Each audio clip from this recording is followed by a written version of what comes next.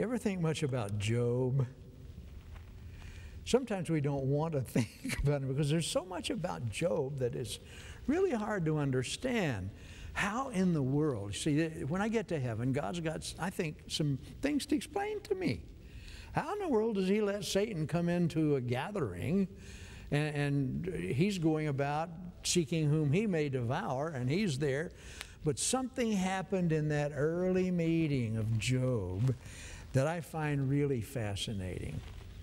Do you realize that there are only two people in the Bible about whom God boasted? One was his son. He said, "This is my son in whom I am well pleased. Listen to him." The other one was Job.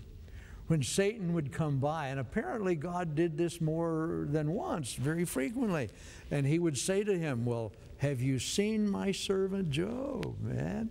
Have you looked at him? I'm proud of the guy." That's really what he is saying. I just hold him up as an example to mess with your mind, Satan.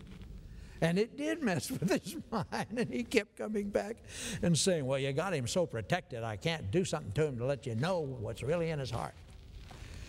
And sometimes, as you well know, when we have great difficult things happen, it causes us to wonder, well, where's God in this? I got to tell you this. I saw something this afternoon on television. There was a bad tornado up in upstate New York, and one guy whose trailer or something had been pretty much destroyed, and I couldn't believe, why do they interview things like this? He said, "Well, I used to believe in God, but I don't know after this, you know." And I thought, well, here was a guy tested by something that was passing anyway, and yet his faith was tied into physical things. And I think God permitted Satan to do what he did, to begin to deal with what he owned first, and then finally to say, "Well, you won't let me touch him." And so God then gives him permission to touch his body. Well, as you are aware, Job lost everything. I mean, right down to losing his health. Lost all of his family. And he was a very wealthy man. But there was something about that wealth that I really want you to hear tonight. And I don't know how to title this. Call it the Job you may not have noticed. But out of his wealth, and as you are well aware, we have some struggles, you might say, with the extremely wealthy people in our country and around the world. I mean, why do they need $100 billion anyway? How much of that can they spend in a day? Not much. Can't even spend that much in a lifetime. The only thing I figured that they can really do with it and get rid of it fast is give it away. It's the only thing that works. I don't know if you've thought about this, but you cannot buy enough Rolls Royces to get rid of them, just $10 million in a week or two. You know, it just doesn't, but you can give that away. Anyway, Job is thinking about the relationship he had with God, which he wonders about now. He knows his Redeemer lives, but he wishes that he could just have an audience with God and plead his case. And in that pleading, you get a glimpse of what I would say a person who has any kind of ethics or belief in God, who is ridiculously rich, this ought to be said about them. But unfortunately, we don't tend to hear it. But I take you to the 29th chapter of Job, and here's how it begins. "How I long for the months gone by, for the days when God watched over me." Now see, this is the way he felt, though it was not necessarily true. By now you've also found that you can't depend on your feelings. They will always almost fool you because they are so fickle, and we think, "Oh, well, God wasn't over me," when he really was. "When his lamp shone on my head, and by his light I walked through darkness. In other words, he understood the things of God, and it just lit his life and his way. Oh, for the days when I was in my prime, when God's intimate friendship blessed my house. Now, he thought of that as his prime, his top time. I have passed my prime physically. I've given up being an NBA basketball player, and I've given up being an NFL player. A lot of things you can only do in your prime. But here's one thing I cherish, and I think Job came out of this cherishing it too, is I enjoy my relationship with the Lord more now than I ever have in my life. Because of the tragedies that I've gone through, and I've watched God take advantage of those for his benefit. So I realize God does not waste anything. One of the things that I have delighted in is that I had the opportunity to get in pretty early on what's known as the Jesus movement. Now, I already was a follower of the Lord, but I so gloated in what God was doing among young people, and I got in on that quite early, and I really enjoyed it. But I noticed that there were some people that didn't. And one particular group was having a meeting, and they had invited about a 95-year-old man to come and speak to them, and I knew the guy, and I loved him dearly. I held him in very high regard. And he's seated there on a chair on the platform, and it's mostly young people out there. And the moderator asked him, because it was a hostile crowd as far as the Jesus movement was concerned, and they asked this wonderful old man, if you were a teenager today and the Jesus movement were going on, how would you react to it? And that giant of a man raised himself from that chair, and he said, I'd join it, you know. And I thought, I want to be like that when I reach 95, Lord. Anyway. But you see, when you understand the reality of God, some of the things that happen physically won't throw you. Now, they might for a short while. And this, you got to understand, too, that this that we think about Job, where he lost everything and suffered, only lasted a year. And then, of course, after that, he got twice what he had before. And I think he realized, in fact, God said to his friends, and you always hear about Job's friends, if ever there were a group of people that didn't understand and you don't want to have as your friend during a time of sickness and loss, it's those dudes. And God even said at the end to them, you better ask Job to pray for you or I'm going to kill you. You know, you have mistreated my kid. And so they apparently did, and Job prayed for them and saved their lives. But oh, for the days when I was in my prime and God's intimate friendship blessed my house, when the Almighty was still with me. And by the way, he still was. Job just didn't sense that at the moment. And my children were around me. Well, those children were not now. When my path was drenched with cream and the rock poured out for me streams of olive oil. He's telling you how rich he was. It's just everything he prospered on. When I went to the gate, now please hear this, because this is something that excites me.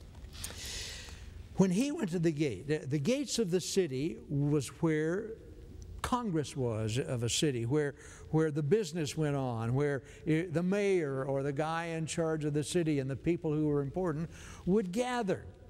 It was a place where if you were coming as a stranger, that was where they would inquire about you. If business had to be done that everyone would notice and know about, that was the place that it was done. The gate of the city was the government location.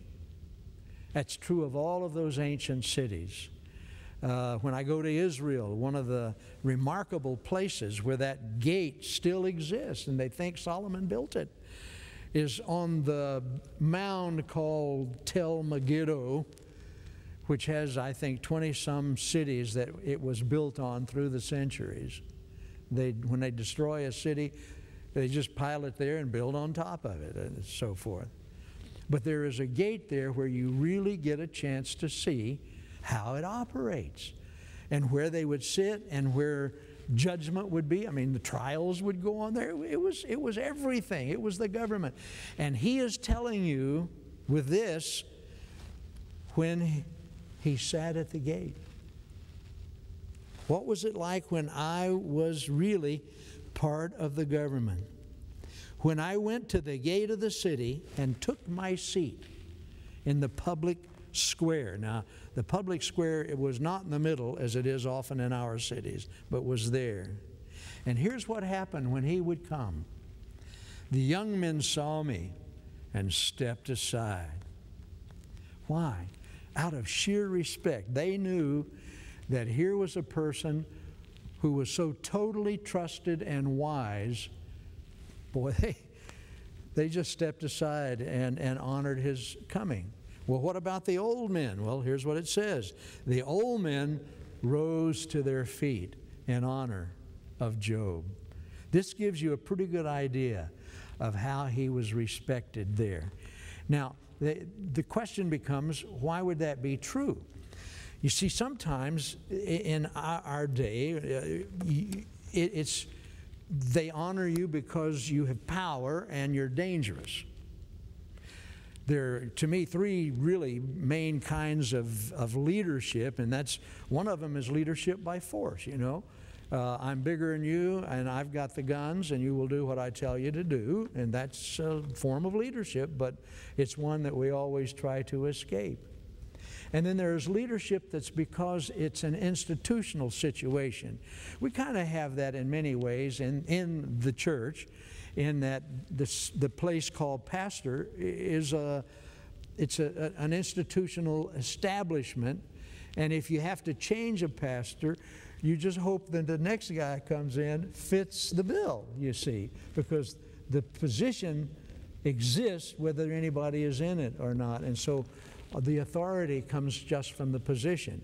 And then there's a kind of leadership that is really based on reality and on ability, where you follow someone simply because they're worth following, you know, because they lead in a way that you just simply want to follow and so forth.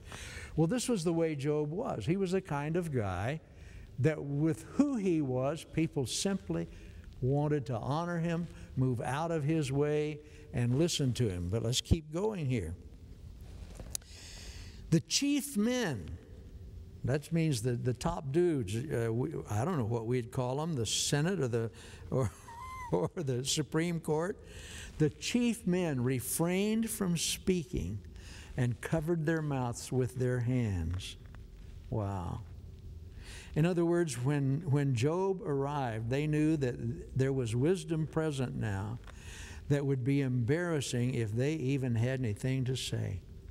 If they said something, the wisdom of Job would put them so much in the shade, they just quit talking.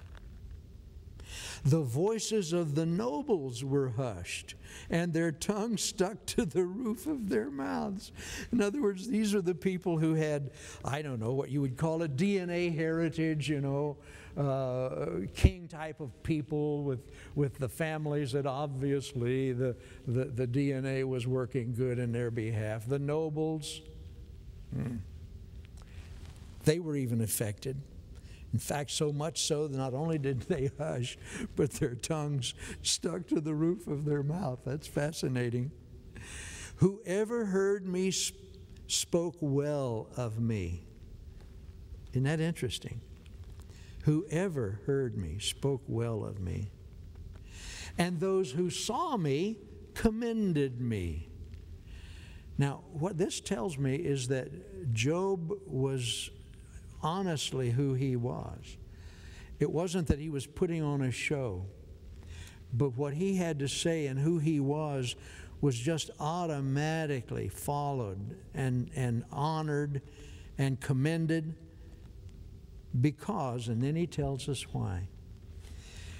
Now here's where I really want, if you will, to pay close attention, because now we discover why this was true.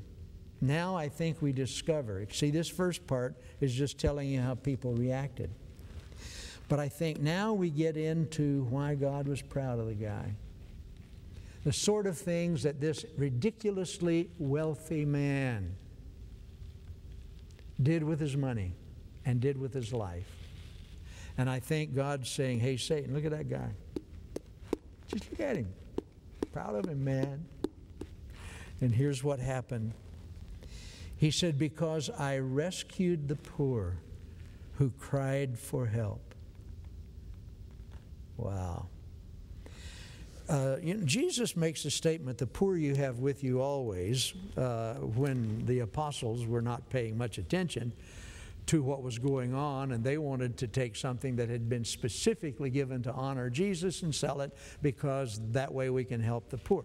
Well, this lets you know, especially since when Judas left to betray Jesus, the other folks thought that he had gone to give money to the poor, which lets you know that that was a regular thing that happened so much with the apostles and with Jesus that that was what they thought he did. But they didn't know, Jesus did, that he had gone to betray him. But here, the giving to the poor was a major thing in his life. He listened for the cries of the poor.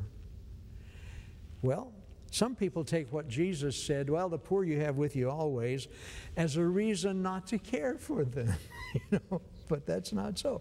It is true that the poor is with us always, but it means that we always have a possibility of ministry. See, there is no one who can say, well, I don't know what to do for God, because there are always people that you can help.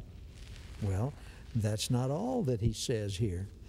And the fatherless who had none to assist them, I rescued the poor when they cried, and the orphans when they cried and had no one to help them.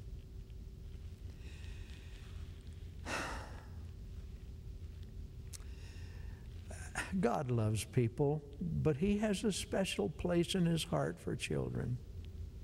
And so did Job.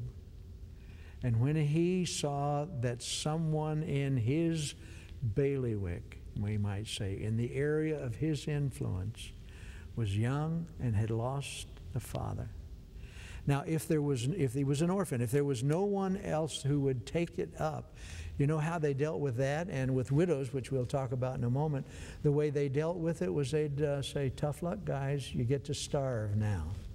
That was their social service back in that day. It was harsh. It was rough. It was uncaring. But with Job, boy. Now, if you were an orphan, what do you suppose that would make you feel about Job? When he came on the scene and say, hey, I heard you just lost your father. Yeah, you don't, nobody to help you? I don't know what I'm going to do. And I can hear Job saying, well, I'll tell you what, I'll be your dad. Is that all right? And you got a rich dad now. Yeah. So he heard the cry of the fatherless and who had none to assist them. The one who was dying blessed me. Long before there was a thing called a hospice, Job was doing that. I really appreciate the work that hospice does. They want to make life comfortable for you when it is obvious that there is, and the doctors inform them, that there is no medical hope for you. And they try to arrange for you not to die in some hospital bed, but to be taken care of in a home-like situation, even your own home, so you can be surrounded by those things you're comfortable with right at the end. This is what Job was doing. He's saying, the dying person blessed me. I didn't just say, well, tough, man, it's all over. I was there. I was there.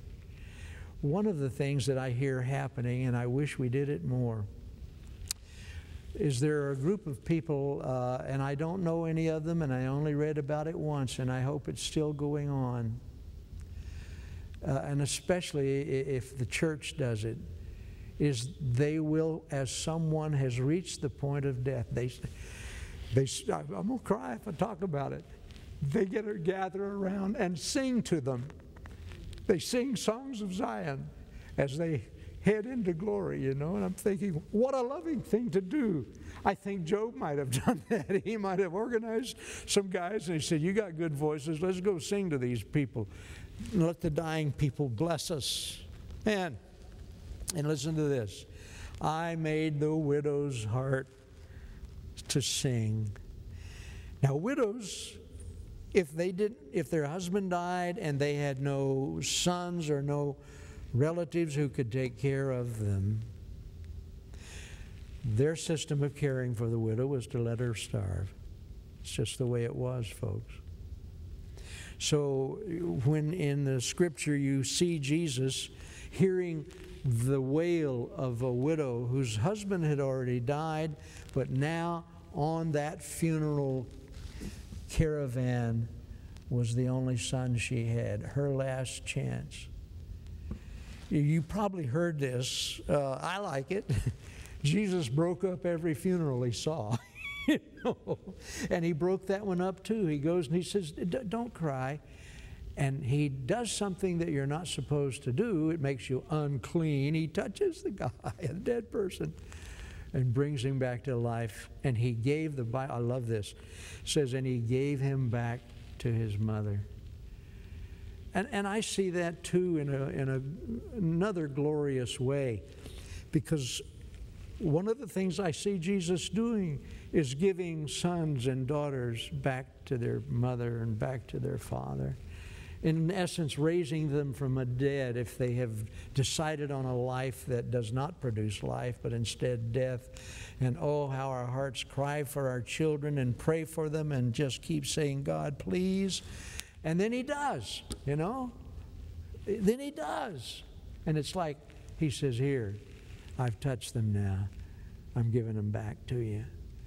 Job made the widow's heart sing. He was like the son they didn't have. He was like the husband that they didn't have. And any widow in his area of influence had no troubles, no problems, man. Job was there. Didn't even have to petition him, I don't think. He was alert to it.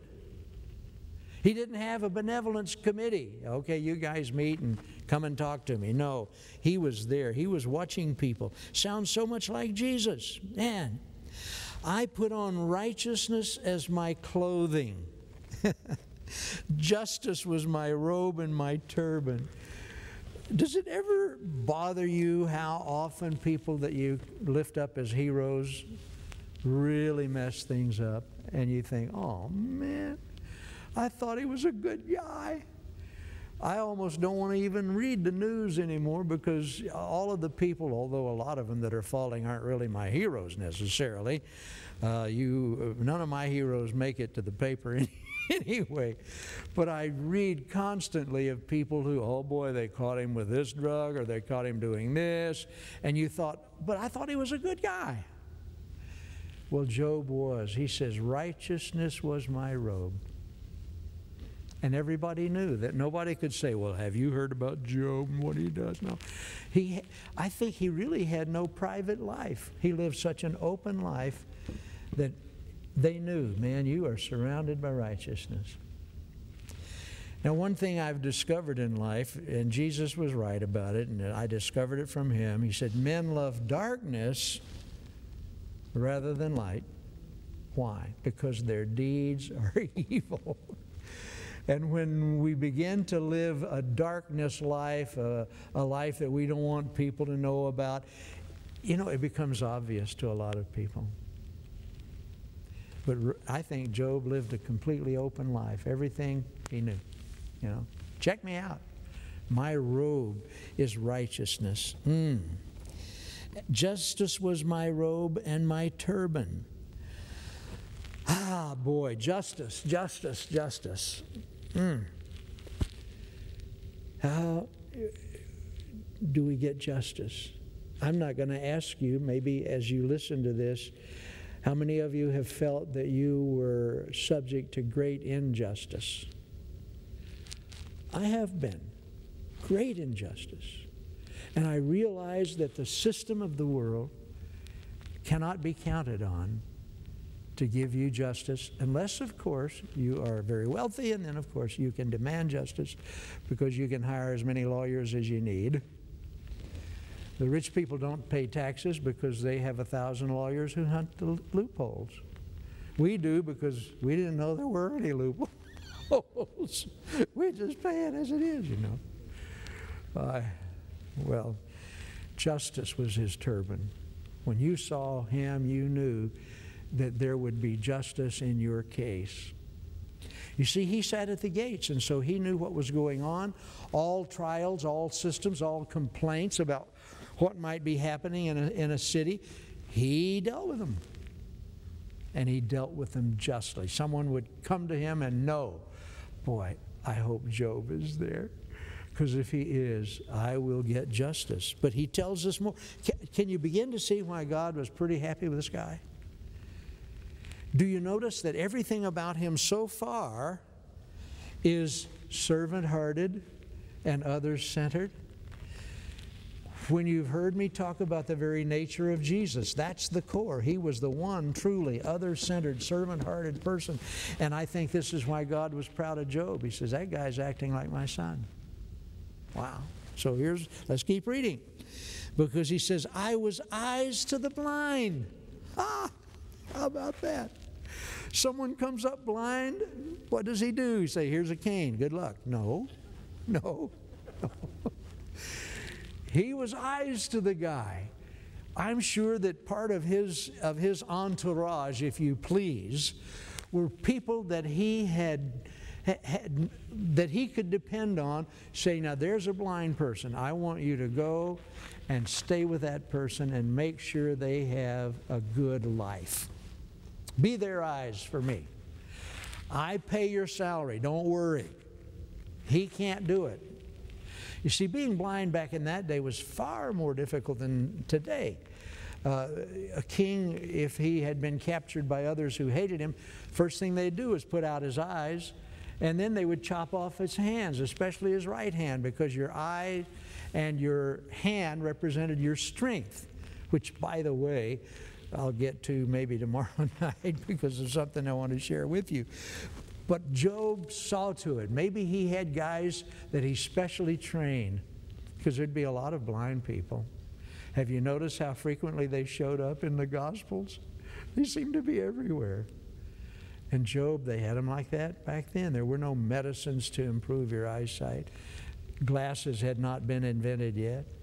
There was no help, really, for someone who was blind, except in the area where Job had influence.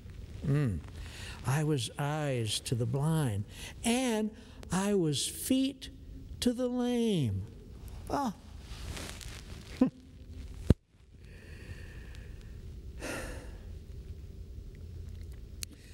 admire people who find their hearts moving toward people who, because of sometimes birth difficulties or sometimes because of some genetic mix-up, make their way into this life disabled. Maybe their minds are good, but they are disabled. And who will take care of them? Some will say, well, what can they do? What can they do? Why mess with them? I have to tell you this story. I was speaking in South Africa, and I was speaking about the nature of Jesus and what it meant to be a person who served others. And when the service was over, I saw a very crippled young man making his way across the audience. He was cerebral palsied and could just barely make it as he walked toward me, but I could tell he was not happy. And with that anger in his face, he comes up to me and very difficultly says, "What can I do? How can I serve? What can I do? Why did you say this?" And I said to him, "Oh, you can be one of the best servants in the whole world, and here's how you can do it. You can travel the world in prayer. And I want you to start praying for people, and I want you to put the name Gayle Erwin at the top of your list. I think he might still be praying for me. But I've met people who have no other way to be useful in the world, and they can still be powerful in prayer. And Job, though, was feet for the lame. I'm sure that he made a person who was lame, and lameness can happen in many ways. In many ways. Just working, you can fall, things can happen, or things that suddenly are rolling and you didn't get out of the way and you end up lame. And maybe because of that you can't do the same work and you're liable to starve. And what happens? Job says, I'm your man. Just because you're lame doesn't mean you're not going to have a life, because I'm here. You know, I'm liking this guy Job a whole lot so far, because everything I see here is servant-hearted and other-centered, just like Jesus. But let's keep going. I was a father to the needy. Now this is different from being the father to the orphan, because not every needy person is an orphan. But there are families. I think if I lived back then, because after my father's injury, it plunged us into very deep poverty. And it was embarrassing at times. I could tell you all kinds of stories that are a little bit embarrassing to me, but I think if I had lived back in Job's day, he would have said, I understand your dad's been injured badly. Yeah. And it's plunged you guys into poverty. Yeah, I'm here, Gayle.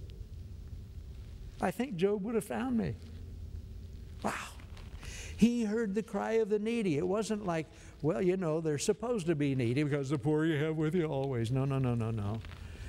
He cared about the needy. So far, I'm liking this guy, but that's not all.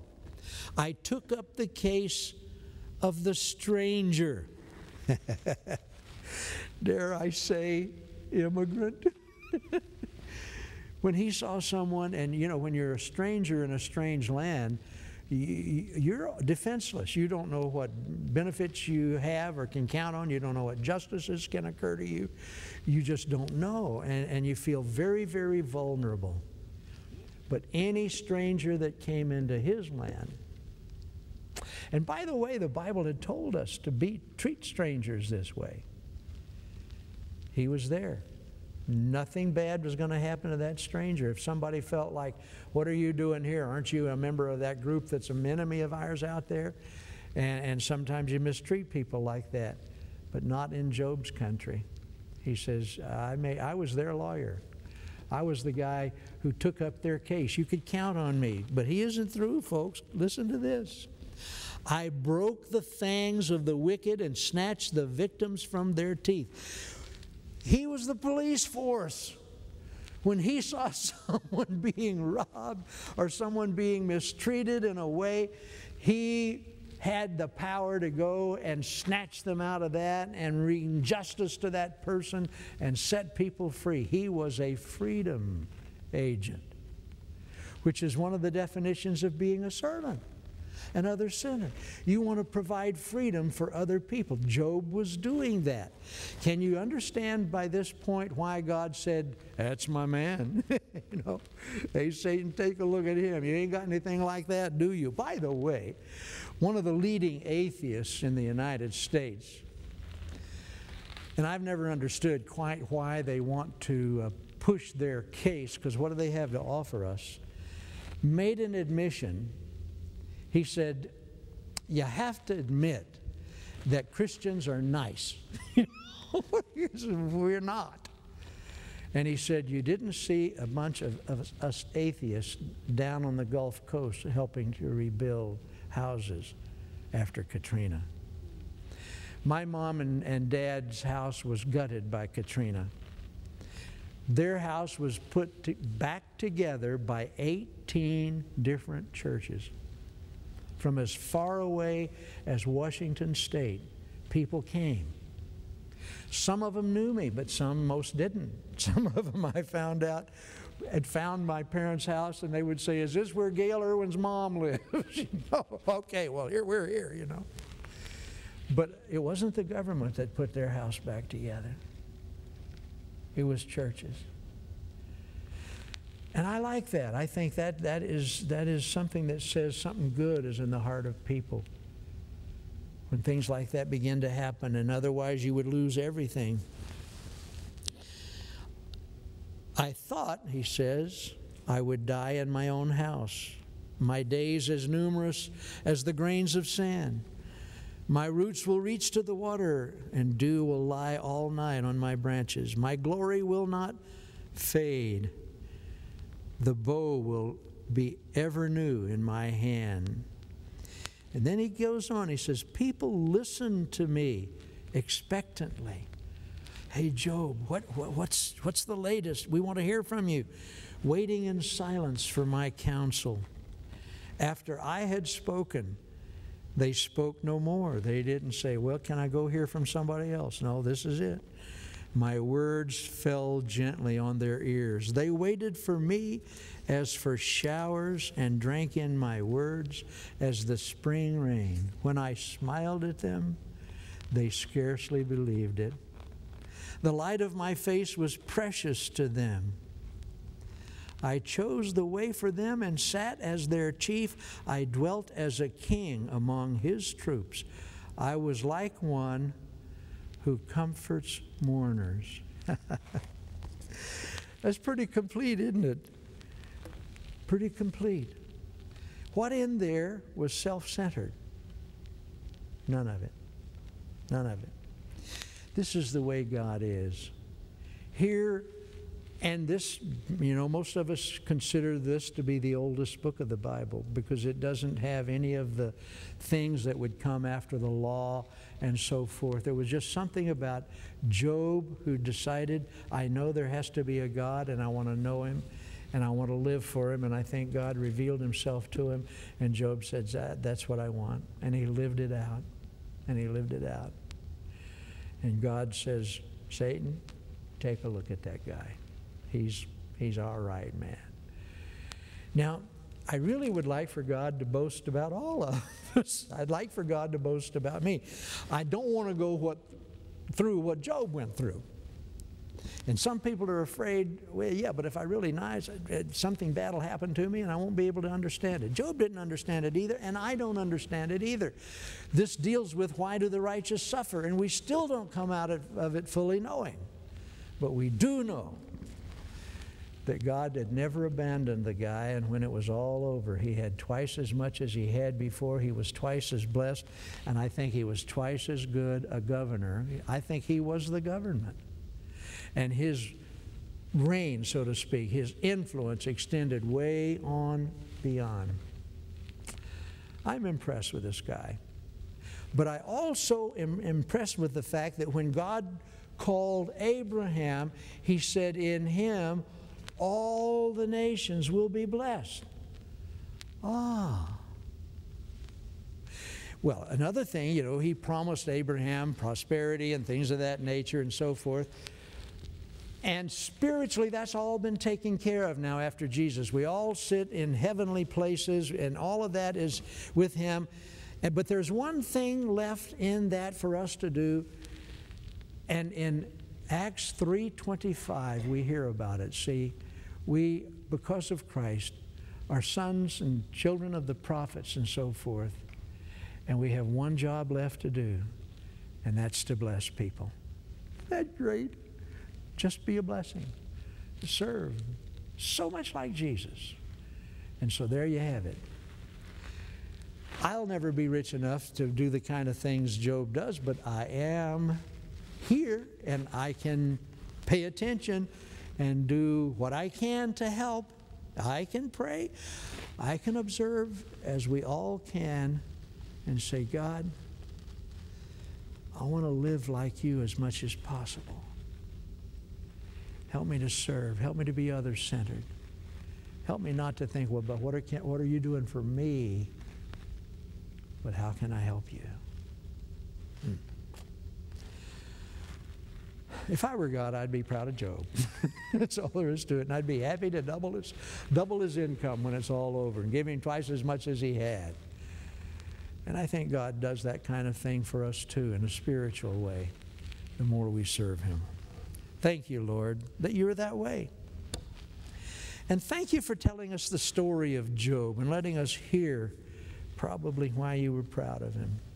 And I think every one of us would love for you to be able to say, I'm proud of them, proud of you. So we'll do what we can, Lord, with your help and with your Spirit. Amen.